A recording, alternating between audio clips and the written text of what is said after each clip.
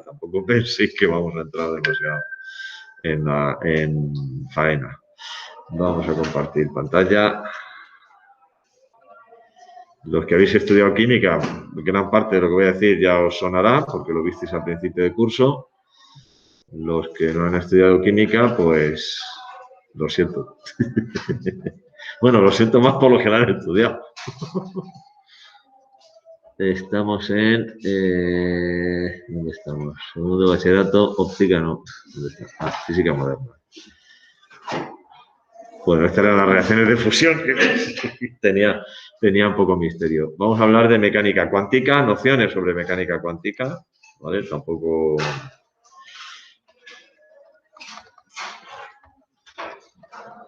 Mecánica cuántica. Vale, y vamos a empezar viendo algunos problemas que la física clásica no es capaz de explicar, ¿vale? Algunos hechos que la física clásica no puede explicar. Hechos no explicables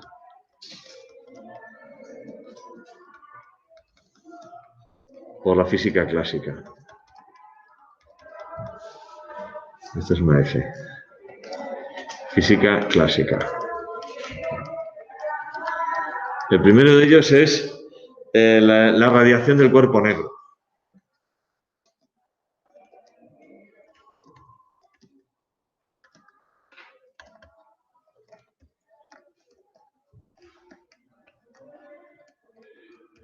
¿Qué es esto del cuerpo negro?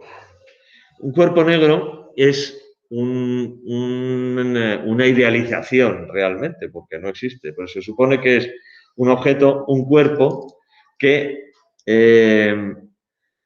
absorbe toda la radiación que le llega sin reflejar absolutamente nada de la radiación que le llega, y entonces toda la radiación que emite ese cuerpo es debida única y exclusivamente a su estado térmico, es decir, a su temperatura.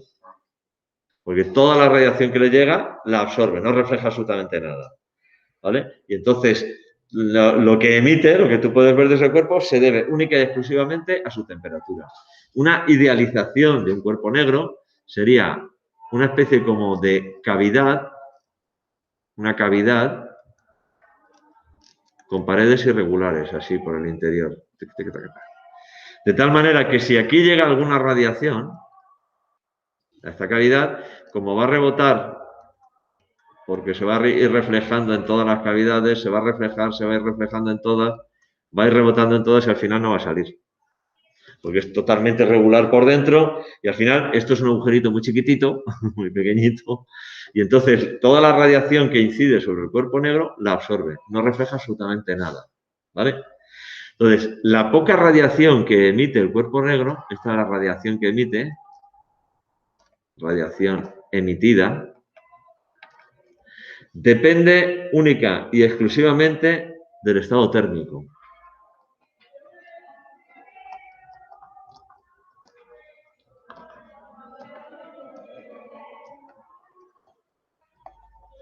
De su estado térmico, que es una manera muy retorcida de decir de su temperatura.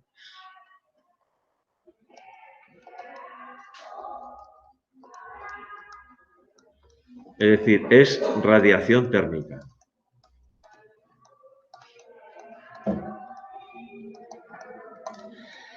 ¿Vale?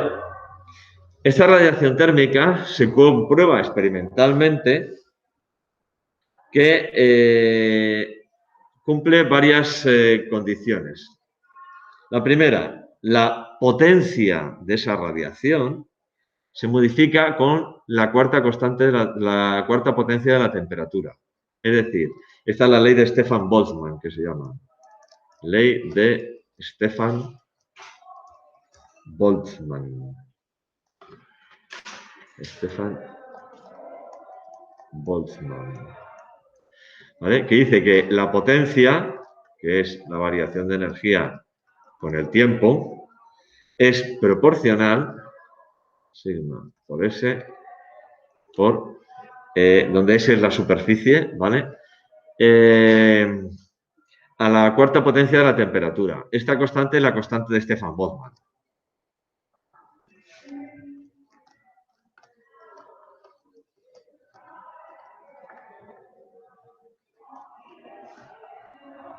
Es una ley experimental, ¿vale? Es una ley experimental. Si además representamos la intensidad de la onda emitida, frente a la longitud de onda, vamos a ver. Lo que vamos a ver es la ley del desplazamiento de Wien. Ley del desplazamiento de Wien. Lo que viene a decir es lo siguiente, voy a ver si me sale el dibujo medio bien. Yo represento en una gráfica, para eso primero tengo que poner el eje recto, represento en una gráfica intensidad de la onda emitida frente a longitud de onda. Y me encuentro lo siguiente, voy a ver si consigo hacerlo medio bien.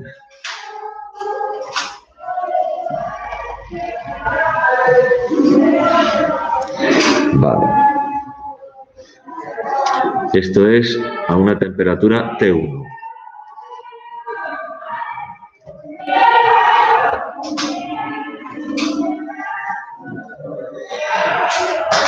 Esto es a una temperatura T2. Y esto, por ejemplo, a una temperatura T3. Ahí. Vale.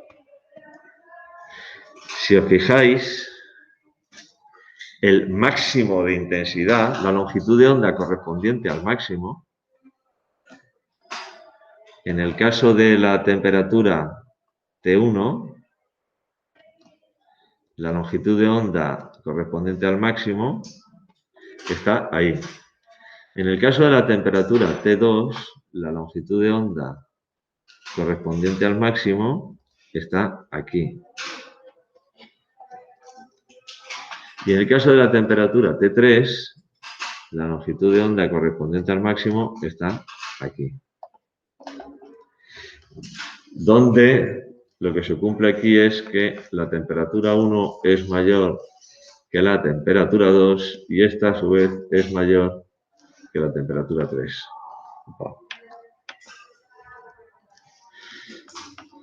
La temperatura 3. Es decir,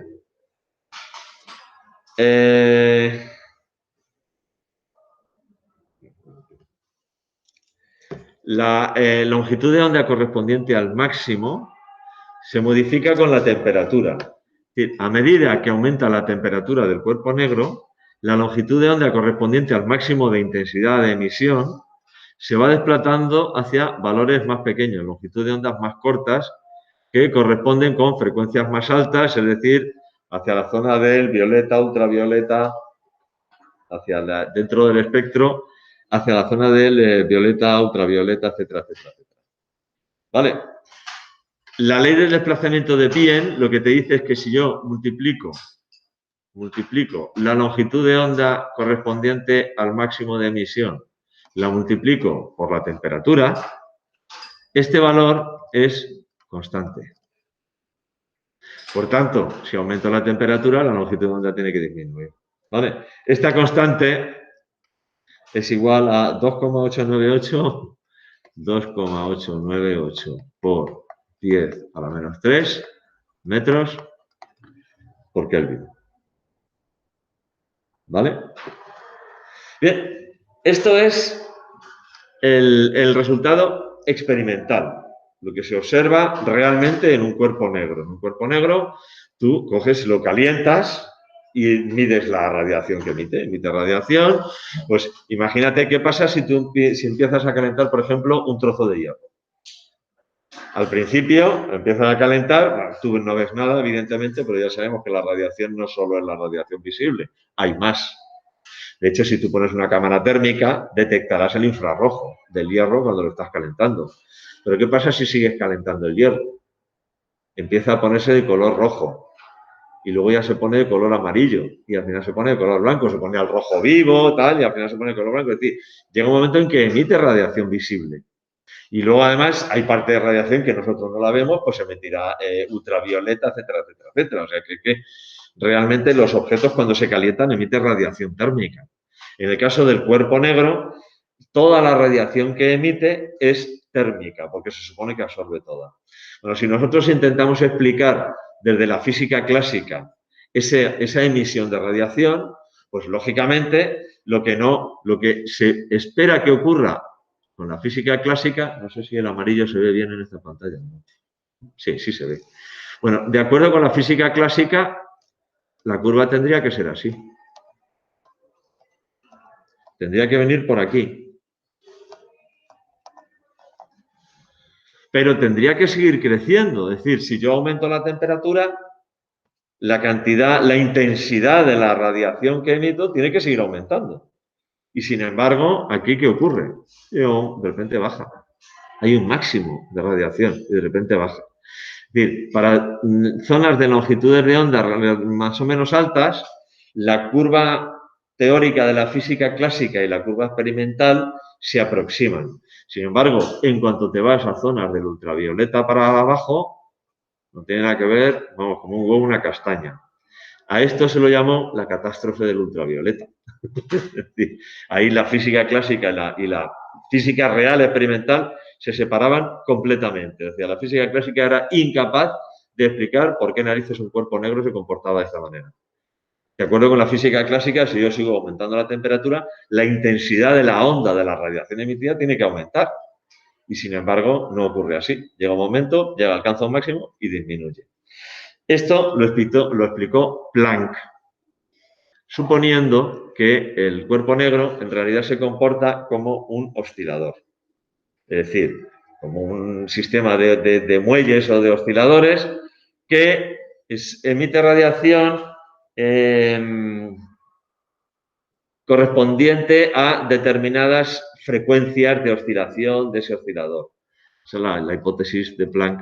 Oh, sí, está en amarillo, ¿no? Hipótesis de Planck.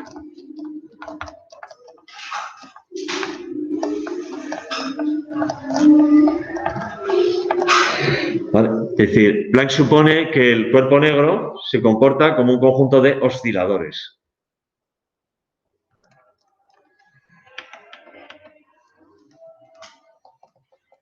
¿Vale?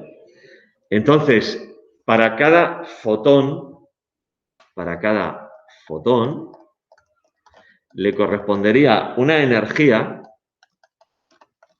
que es igual a, depende de la frecuencia de vibración de ese fotón, es igual a h por la frecuencia. Y esto os suena, ¿verdad? ¿A que sí? Porque lo habéis manejado en la energía de una onda electromagnética, h por la frecuencia, ¿vale? Que es la energía, esta sería la energía básica de un oscilador. Entonces, la energía total de una onda, de una emisión, esa energía tiene que ser igual a un múltiplo de esta energía básica correspondiente a un solo fotón. Eso es lo que se llama un paquetito de energía, un cuanto de energía. Empezamos a hablar del fenómeno. ¿Sabéis cuál es la diferencia entre cuantización y cuantificación? Vale. Algo está cuantificado, se puede cuantificar cuando se le puede asignar un valor, pero cualquier valor. Por ejemplo, la masa de un cuerpo. Depende de la precisión con la que quieras medirlo, perdón, puede tener absolutamente cualquier valor. 1,01 kilogramos, 1,0015, 1,017, 1,2, una tal, o sea, puede tomar absolutamente cualquier valor, ¿vale? Entonces se puede cuantificar. Algo está cuantizado cuando solo puede tomar determinados valores. Por ejemplo, el número de hijos en una familia. Los hijos tontos cuentan lo mismo que los que no. Entonces no puedo decir 1,5. O tienes 1, o tienes 2, o tienes 3. Eso está cuantizado, ¿vale? Entonces, en este caso, la energía, de acuerdo con la hipótesis de Planck, la energía se emite de forma cuantizada. O sea, la energía que emite este cuerpo negro, a ver si encuentro ahora, la energía que emite este cuerpo negro, esta radiación, no la emite de forma continua, sino la emite en forma de paquetitos, de cuantos de energía. Está cuantizada, ¿vale? De tal manera que la energía tiene que ser un número entero de veces esta energía correspondiente, esta energía básica de un fotón, que es la energía mínima, la energía básica. Todas las energías que tienen que ser múltiplos de esta. Aquí n tiene que ser un número entero, 1, 2, 3, 4, etcétera, etcétera, etcétera, hasta lo que queráis, ¿vale? Entonces, primer hecho que la mecánica clásica no es capaz de explicar y es necesario recurrir a la mecánica cuántica para hacerlo. El fenómeno de la radiación del cuerpo negro, explicado por Planck mediante su hipótesis, que ya asocia la energía de una onda, la constante de Planck, 6, no sé cuántos, no me acuerdo ahora cuánto vale, pero para eso están los libros. Ese es el valor de energía correspondiente a un fotón de esa radiación con esa longitud de onda, con esa frecuencia, etcétera, etcétera. ¿Vale? Con esta suposición, las curvas teóricas sí que se adaptaban a las curvas reales, suponiendo que eso funciona como un oscilador, etcétera. No sé exactamente cómo lo digo, pero entonces la curva teórica, en vez de alejarse cuando llego aquí, efectivamente se aproxima a la curva real. No es del todo la curva real, pero sí que se aproxima bastante, ¿vale? Bueno, este es el primero de los hechos que la mecánica cuántica no es capaz de explicar. La mecánica clásica no es capaz de explicar. El siguiente es el efecto fotoeléctrico.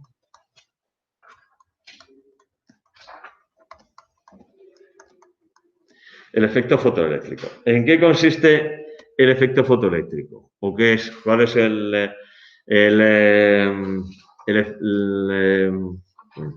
efecto experimental que se observa? Si yo coloco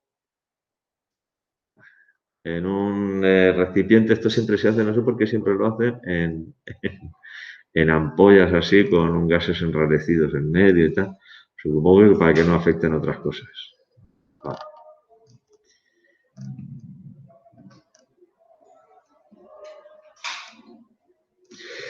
Aquí tengo el ánodo, es decir, el polo positivo. Aquí voy a poner un amperímetro, voy a poner un voltímetro y voy a poner una pila. Vale, este es el dispositivo. Este es el cátodo, aquí está el cátodo, es decir, el polo negativo. ¿Vale? Vale. ¿Qué es lo que se observaba aquí? Yo tengo este montaje y aquí tengo una batería, cátodo, ánodo, y el cátodo está formado por un metal concreto. Cuando sobre este metal incide luz,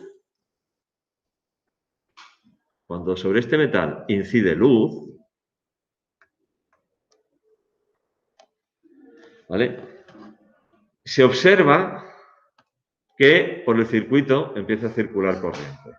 Es decir, hay electrones que son emitidos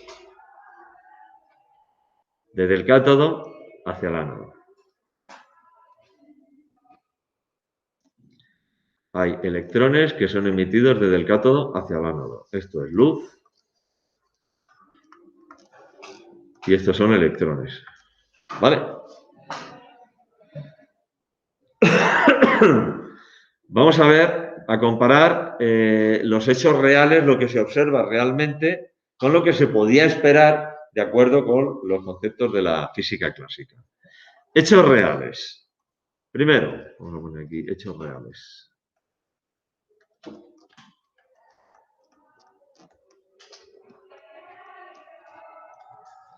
Primero, el efecto fotoeléctrico, eso se llama efecto fotoeléctrico porque está provocado por la luz, solo se produce a partir de una cierta frecuencia. ¿vale? A partir de una luz de una cierta frecuencia.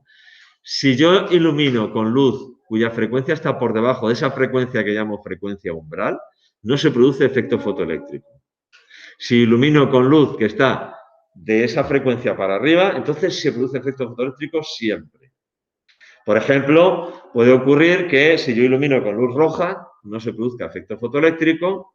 Si ilumino con luz amarilla, sí. Si ilumino con luz amarilla, sí, entonces con verde, con azul, con tal, se va a producir también. Pero con roja no. ¿Vale? Es decir, solo se produce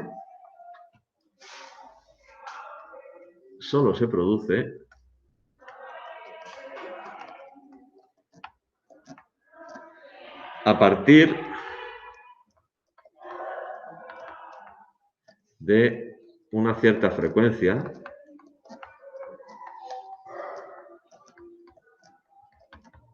que llamamos frecuencia umbral, a partir de una cierta frecuencia mínima que llamamos frecuencia umbral. Esto sí os suena, ¿verdad? Los de química, frecuencia umbral. ¿Vale? Es decir, por debajo de esa frecuencia no hay ningún tipo de emisión, eso es cero. Por encima de esa frecuencia, todas. Resulta que se produce efecto fotoeléctrico con luz verde y con luz amarilla no. Pues si con luz verde sí, con luz amarilla no, con luz roja menos todavía. Pero si con luz verde se produce, con luz azul también. Esto, claro, en el rango del visible. También podríamos meter ahí ultravioleta y todo esto, pero bueno, como hablamos de fotoeléctrico y tiene que ver un poco con lo que vemos, con el visible también se aprecia. ¿Vale?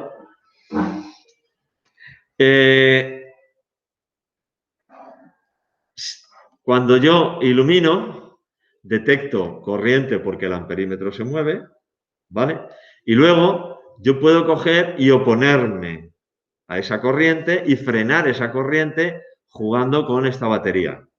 Si yo aquí provoco una corriente en sentido contrario, un contravoltaje, puedo llegar a un momento en el que frene esa emisión de electrones, ¿vale? Entonces, la intensidad de la corriente depende del número de electrones que circulan por el circuito. Y el voltaje que yo tengo que aplicar para frenar esos electrones depende de la energía de estos electrones, ¿vale?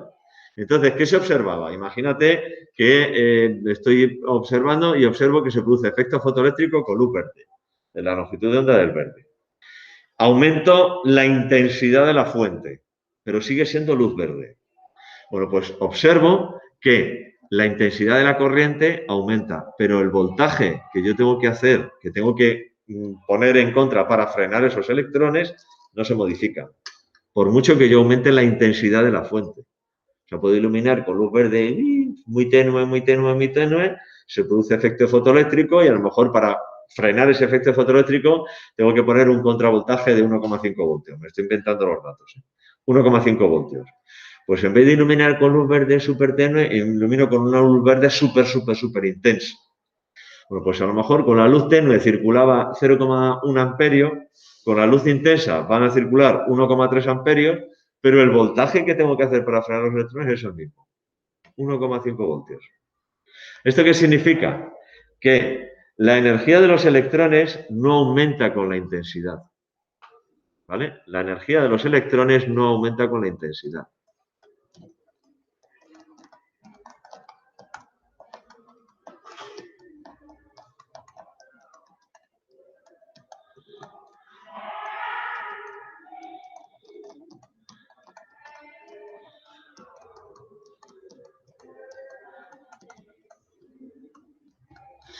Y sin embargo, si yo tengo el mismo montaje, resulta que con luz verde se produce efecto fotoeléctrico y el contravoltaje que tengo que hacer para frenar los electrones es 1,5 voltios.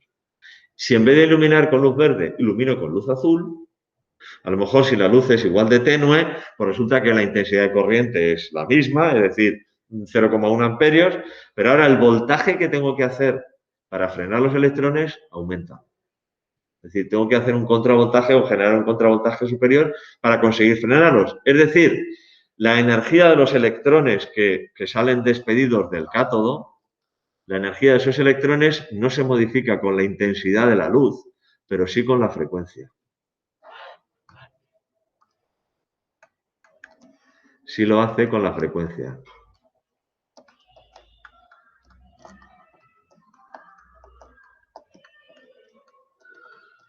¿Vale? Ese es otro hecho observado. Ese es otro hecho que se observa. Y el tercer hecho que se observa es que la emisión es instantánea. No tengo que esperar. O sea, yo tengo aquí una célula fotoeléctrica. No tengo que esperar a que incida la luz durante un rato para... No, es instantánea. Pum, pum. ¿Vale? La emisión es instantánea.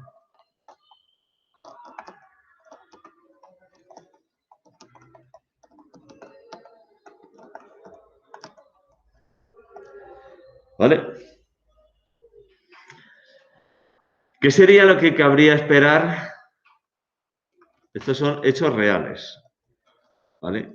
¿Qué es lo que se podría esperar de acuerdo con la física clásica?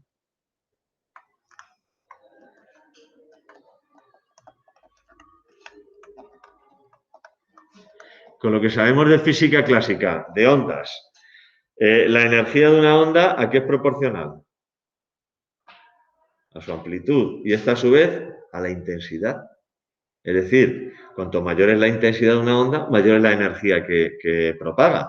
Por tanto, de acuerdo con la física clásica, el efecto fotoeléctrico se tendría que producir con cualquier frecuencia, siempre y cuando la intensidad de la onda fuera suficiente.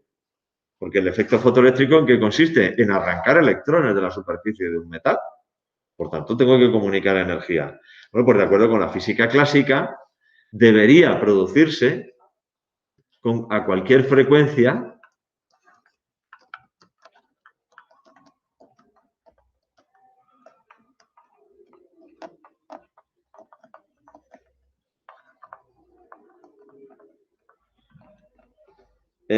siempre que la intensidad fuera suficientemente grande.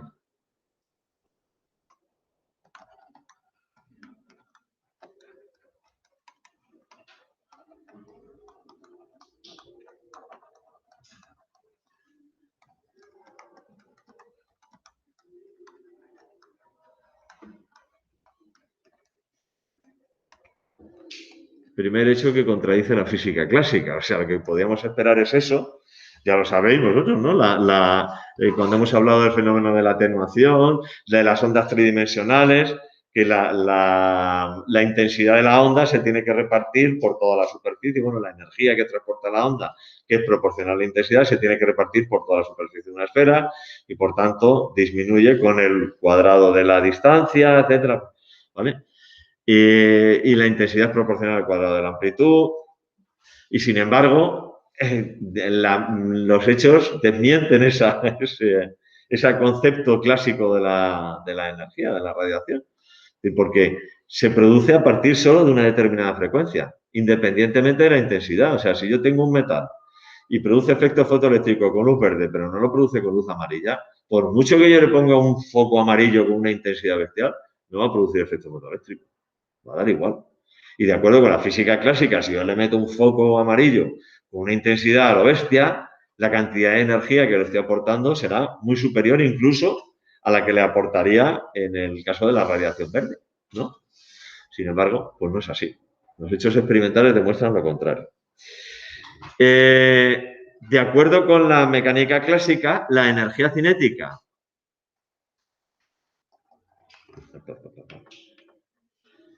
La energía cinética de los electrones debería aumentar con la intensidad.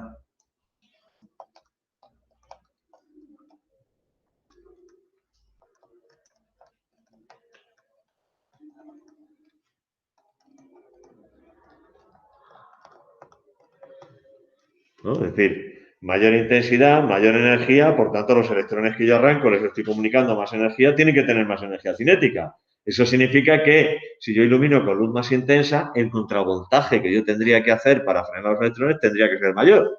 Pero la experiencia demuestra que no es así. que ese contravoltaje que yo tengo que hacer para frenar de los electrones no depende de la intensidad de la radiación, sino de la frecuencia de la radiación. Lo que depende de la intensidad es la intensidad de la corriente, es decir, el número de electrones que atraviesan el circuito. Cuando aumenta la intensidad de corriente, lo único que hago es que arranco más número de electrones, pero no tienen más energía, tienen la misma. ¿Vale?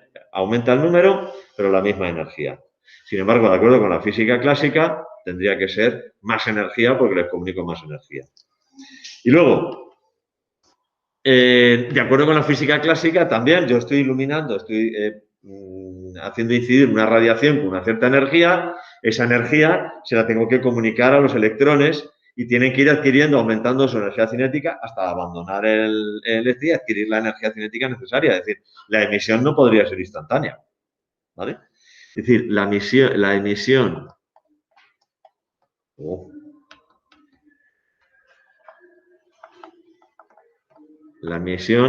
no podría ser instantánea. Uy, esto no se debe separar así. Porque los electrones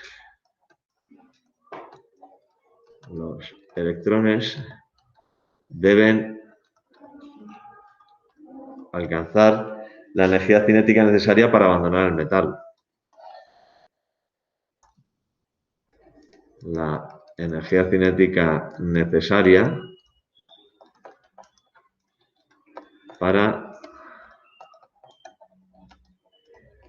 abandonar el metal.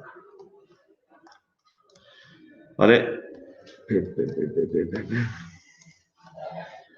Total, hechos reales, la física clásica no es capaz de explicar los hechos reales y tiene que llegar un señor. Aquí, durante esta época, bueno, antes de esta época, existía dos corrientes como de pensamiento. Unos que eran los que decían que la luz era una onda y otros que decían que la luz era un corpúsculo, que tenía naturaleza corpuscular. Newton pensaba, por ejemplo, que la luz tenía naturaleza corpuscular. Y más adelante, con todo el desarrollo de la mecánica de ondas, las leyes de Maxwell, etcétera, pues se abandonó completamente el concepto corpuscular de la luz para hablar de un concepto ondulatorio de la luz. Y sin embargo, aquí hay un hecho, por ejemplo, que está en contra de la naturaleza ondulatoria de la luz, porque no se explica el efecto fotoeléctrico teniendo solo en cuenta la naturaleza ondulatoria de la luz. Bueno, pues este aparente desconcierto lo explicó Einstein, fue Albert Einstein el que explicó el efecto fotoeléctrico, no solo la teoría de la relatividad, que es lo más famoso, sino que hizo más cosas. Dijo lo siguiente: de acuerdo con Albert Einstein, la energía incidente, la energía que incide sobre la superficie de un metal, se utiliza en dos cosas. Primero, trabajo de extracción más energía cinética. Hay una parte de esa energía incidente que se utiliza única y exclusivamente en arrancar los electrones del metal. Y a esa cantidad de energía necesaria para arrancar los electrones del metal lo llamo trabajo de extracción. ¿Vale? Y el resto, la energía que me sobra, se utiliza para aumentar la energía cinética de los electrones que yo he arrancado. Pero en el concepto de Planck de la energía, no en el concepto clásico de la energía. Entonces, esa energía incidente sería la constante de Planck por la frecuencia de la onda con la que yo estoy iluminando el metal. ¿Vale? Pues una parte de esa energía, H, se utiliza para extraer los electrones y esa energía es la que corresponde a la frecuencia umbral, que es la frecuencia mínima que tiene que tener una radiación para producir el efecto fotoeléctrico, y el resto, masa del electrón por velocidad del electrón al cuadrado. Se comunica el electrón en forma de energía cinética. ¿Vale? Este trabajo de extracción es la energía mínima que tiene que tener una radiación para producir efecto fotoeléctrico. Por tanto, lo puedo expresar de esta manera, una constante Planck por frecuencia umbral, ¿vale? Depende de cada metal, es característico de cada metal. Hay metales que tienen frecuencias umbrales más altas, más bajas, y por tanto metales que a lo mejor producen efecto fotoeléctrico con luz amarilla y otros que necesitan luz verde o luz azul para producir efectos fotoeléctricos. Depende de la naturaleza del metal. Y está relacionado con el potencial de ionización, que es la energía necesaria para arrancar un electrón de la última capa de un metal. Yo creo que prácticamente es el mismo, el potencial de ionización y el trabajo de extracción. Esto para los de química, que saben lo que es eso del potencial de ionización. Vale, bueno, pues este es el segundo hecho que la mecánica clásica no era capaz de explicar y que en este caso explicó Einstein y demuestra, el primer hecho demuestra que la energía se emite de forma discontinua. El cuerpo negro emite paquetitos de energía. Este demuestra que la energía se propaga de forma discontinua. Cuando la energía que está llegando al metal le está llegando de forma discontinua, en forma de paquetitos, que son los paquetitos, los cuantos, estos de Planck. El tercer hecho que la mecánica clásica no era capaz de explicar fueron los espectros atómicos.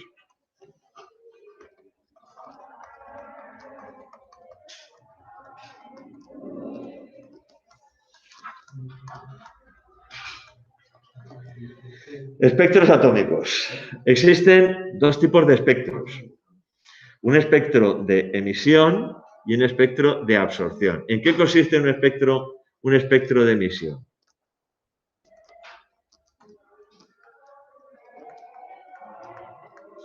Bien, yo tengo una muestra de una sustancia. Esto normalmente los primeros que se hicieron con gases.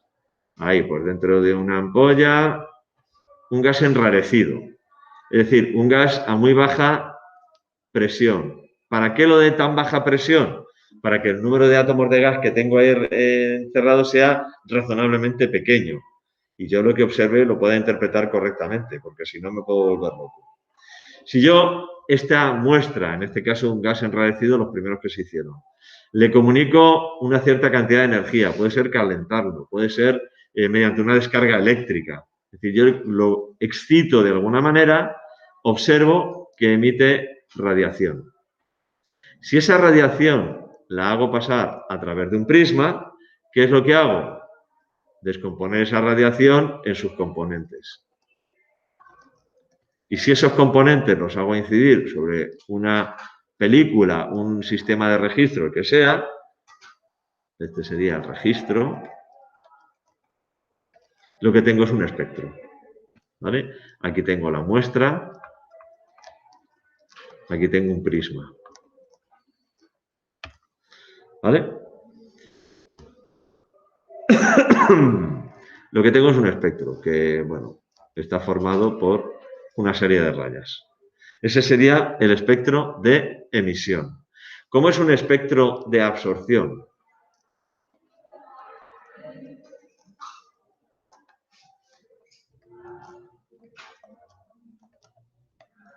El espectro de absorción es muy parecido. Tengo la muestra también. Los primeros que se hicieron eran gases enrarecidos, en todos los casos eran, pues eso, unas ampollas con una cantidad de gas muy pequeña, muy pequeña, muy pequeña, porque claro, si yo tengo ahí un montonazo de átomos, aquello se me va a desvirtuar. Tengo un prisma y tengo un sistema de registro. La diferencia es que yo lo que tengo aquí es una fuente de radiación. Aquí tengo una fuente. Y esta fuente de radiación ilumina la muestra. Y la muestra deja pasar determinadas radiaciones y otras radiaciones no las deja pasar, las absorbe. Esa radiación que la muestra deja pasar, la hago incidir sobre un prisma, la descompongo en sus componentes, ¿vale? Y me voy al registro. Y entonces en el registro lo que tengo son unas zonas oscuras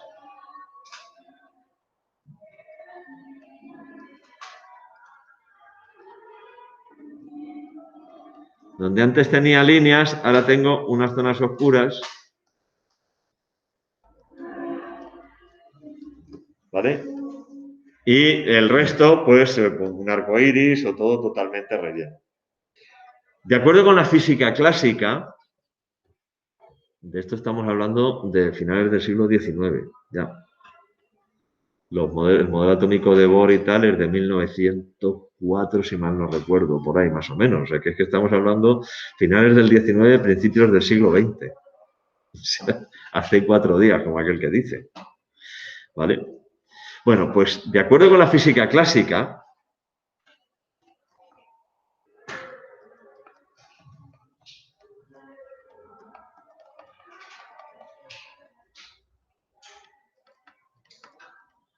los espectros deberían ser continuos.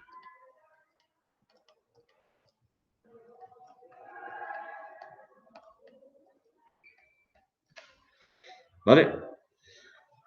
Los espectros reales, sin embargo, eran discontinuos. Es decir, lo que tenía en un espectro de emisión, este es igual el más fácil de entender, lo que tenía era rayas.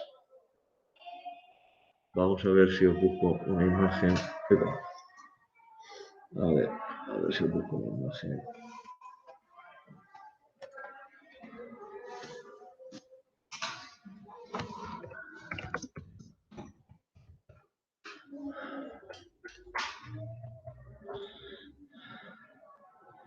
Vale, esto es un espectro.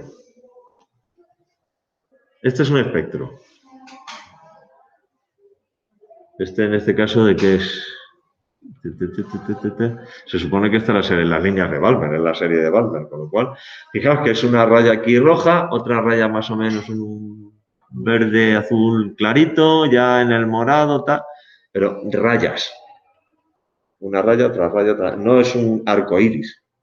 Es luz visible que he hecho pasar a través de un prisma y al descomponerla, pues en vez de salirme un arco iris completo, me han salido pues 1, 2, 3, 4, 5 rayas. Ese es un espectro real. Esta es la serie de Balmer. ¿Por qué fue la primera en descubrirse la serie de Balmer? ¿Cuáles son las series del hidrógeno? Los de química. La serie de Lyman, Balmer, Paget, Bracken y Fund. ¿No habéis visto eso? Bueno. Bueno, la primera en descubrir el espectro del hidrógeno. Esto es una parte del espectro del hidrógeno. Y en el espectro del hidrógeno se descubrieron una serie de rayas. La primera serie en descubrirse fue la serie de Balmer. Fue Balmer el que la descubrió. ¿Por qué fue la primera? Porque está dentro del rango del visible. Es que las otras, la serie de Lyman está en el, si mal no recuerdo, la de Lyman está en el infrarrojo, con lo cual en la época en la que se descubrió no se conocía o no se podía manejar los infrarrojos. Y luego la de Lyman-Balmer, la de Paget, Bracken y Fund están en ultravioleta y para allá. O sea, son series que se han visto posteriormente cuando ya se han hecho espectros en ultravioleta y tal, no sé cuántos. Por eso la primera que se descubrió es la de Balmer, no la de Lyman, que era que corresponde a la menor energía. Vale. Pero bueno, eso es un espectro, una serie de rayas. Esto es un espectro de emisión, esto es un espectro de absorción. Donde antes estaban las rayas, ahora lo que tengo son huecos. Y el resto sí tengo un arco iris. Es decir, la luz ha incidido sobre la muestra ha absorbido determinadas longitudes de onda, determinadas radiaciones, y otras las ha dejado pasar. Si yo registro eso, aquellas longitudes de onda, aquellas que corresponden con las longitudes de onda o las frecuencias que ha absorbido la muestra, aparecen como una raya negra en el espectro. Ese sería el espectro de absorción, este sería el espectro de emisión. Aquí espectros, pues hay un montón de imágenes de espectros, Vale, bueno, pues lo que no era capaz de explicar la física clásica era el hecho de que los espectros eran discontinuos. Porque, ¿cómo se explica las rayas de este espectro? Bueno, pues tenéis que haceros una idea de que era la época en la que, bueno, pues el modelo atómico de Rutherford, el modelo atómico de Thomson, es a principios del siglo XIX, si mal no recuerdo. Y ese aguantó, bueno, pues casi hasta el final del siglo XIX, el modelo atómico de Thomson. El de Thomson era el modelo de Chisahoy, el de la galleta con las pintitas de chocolate que son los electrones. Bueno, pues luego llegó Rutherford y se le ocurrió el modelo planetario, tal, no sé cuántos y para ti. ¿Y por qué? Es decir, bueno, porque decían, bueno, yo tengo la idea, el concepto clásico del este. Bueno, pues yo tengo el núcleo, aquí tengo el núcleo, y tengo los electrones girando alrededor del núcleo.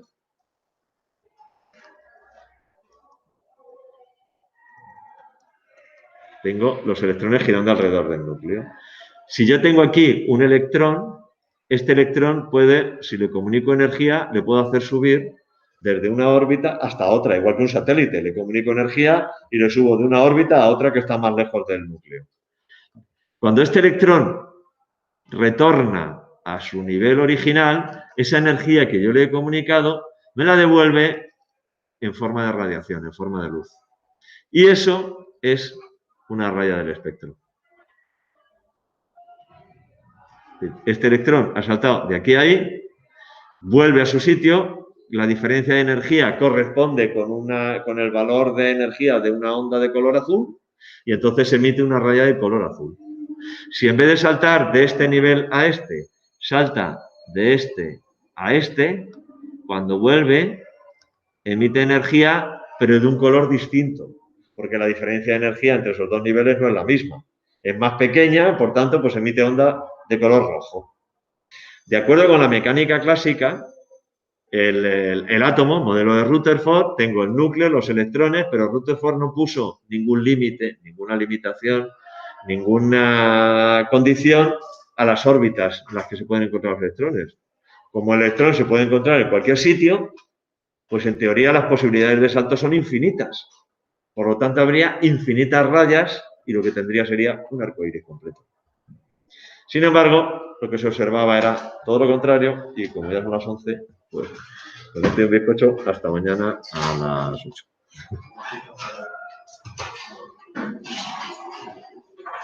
Vale, dejo de grabar. Stop. Stop grabación.